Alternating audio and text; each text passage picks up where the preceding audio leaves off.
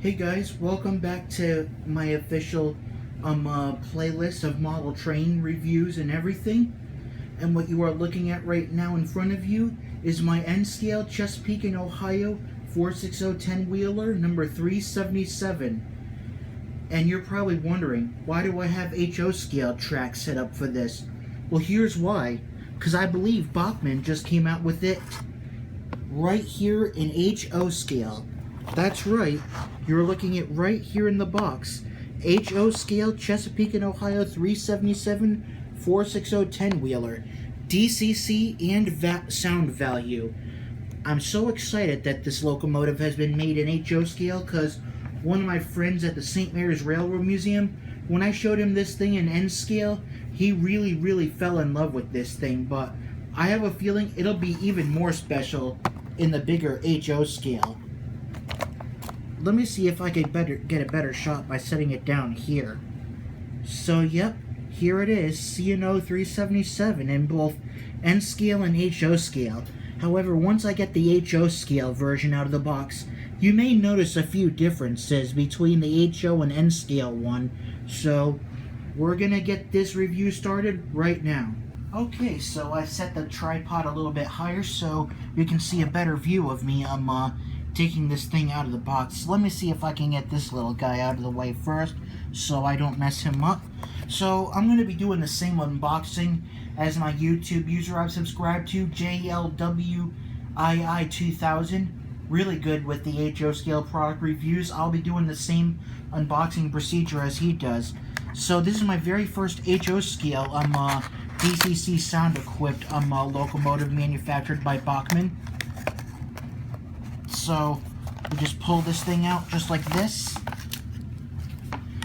and you got the actual locomotive itself, and you've got a quick start guide. It says here for Bachmann DCC sound equipped, sound value, and everything. And inside you got a 1-year warranty for Bachmann products and everything. And I think this would be part of it as well too. Actually, this is a thing you get signed up for a catalog and everything. And opening this thing up over here, you've got an exploded parts diorama of everything in case you need to order everything. This is what they call an exploded parts diorama. It's all there. And this over here, this is the card that you would send in. And everything else, you just got to put all your signatures right about there. Now, I'm going to put these things aside, and we'll get to the main attraction, which is C&O 377. Now, try to take care when handling these things, because these are small, just to give you a big heads up. These are very small. I know if you see these things posted online, they may look a little bit big, but they are actually very small. And as you can see, I was able to get the locomotive perfectly set up onto the tracks, so gonna go through all the detail very shortly. Okay, so here's our good look at the two scales of Chesapeake and Ohio number 377. And many people would use tools to point out the really good details, so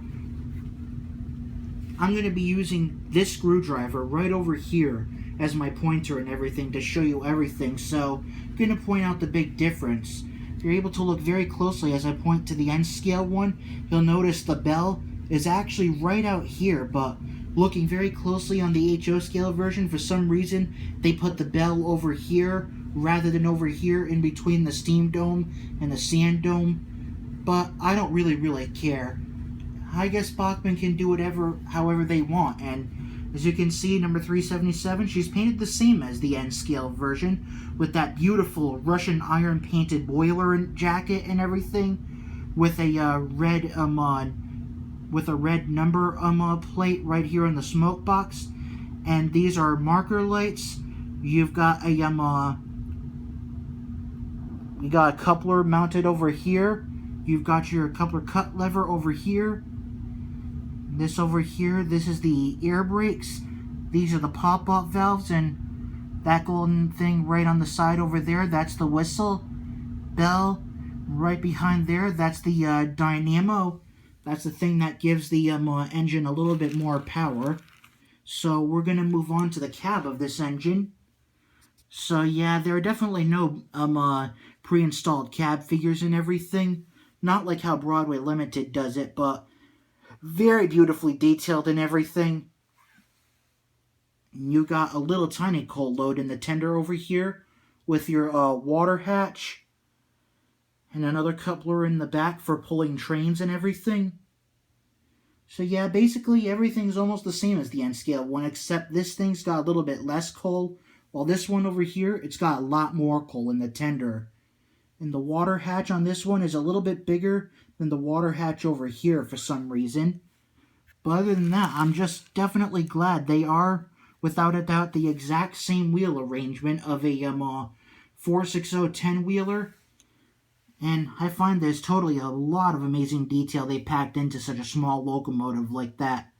So, I think that's all I can say about the exact beautiful looks. So, I think I'm going to get ready to the operation of this locomotive. So, in just a moment, looking at these two side by side, we'll get ready for the operation of this locomotive. And so here, looking at my control console, I've got my Bachmann Spectrum DC power pack here connected to the Broadway Limited sound module. Because I do hear if you're able to connect anything to give sound to your locomotive, this kind of would count as DCC, but this is my first time trying out DCC, Digital Command Control. That's what DCC stands for.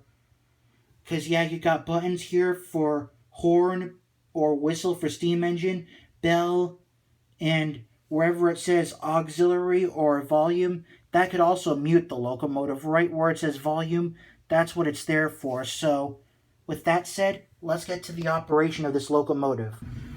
Alright, well, I'm just about ready to get into the operation of the locomotive. Before getting into this part, I tested it out earlier. It appears this locomotive wouldn't work with the sound module by Broadway Limited, so I put this regular plug back, and I read in the instruction that locomotives like these are compatible for DCC as well, and they make a few very good noises, but it'll be a little bit hard to hear though with the sound of my air conditioning unit in the background. So all I gotta do is crank up the volts. You'll see the headlight ignite shortly.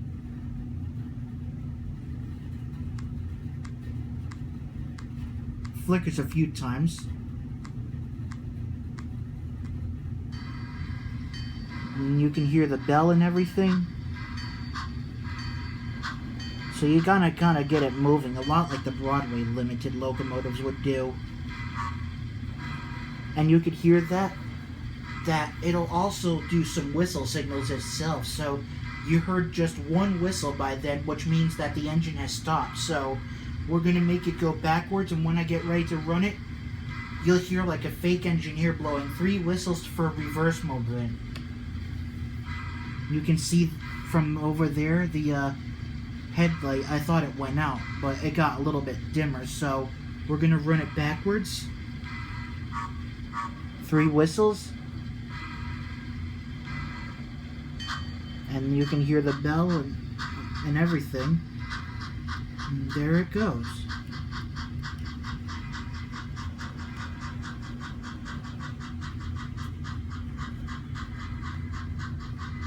Beautiful, just beautiful.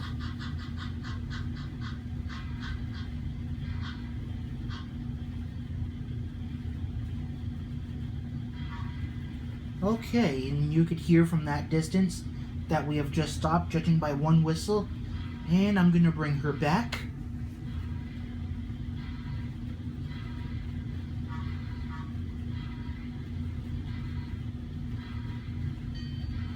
Hear a few whistles. And here she comes.